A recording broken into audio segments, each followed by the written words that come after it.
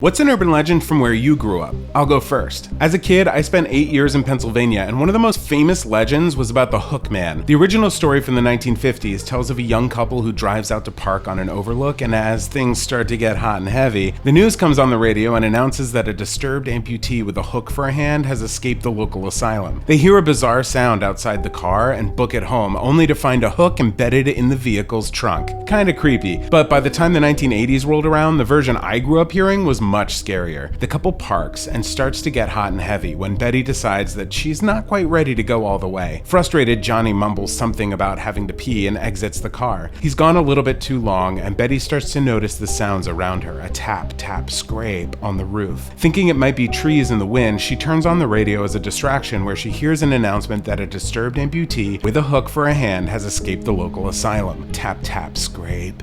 Tap, tap, scrape. Betty's scared now. She calls out for Johnny, but he's not there. It's dark, the doors are locked, and the only thing Betty can do is sit and wait for the morning light, trapped in terror under the sound of the tapping and scraping. As dawn arrives, the exhausted Betty finally exits to find Johnny hanging upside down from the tree overhead, his blood dripping and fingernails scratching the roof of the car as he swings in the breeze with a long gash in his stomach from the hook of the escaped man.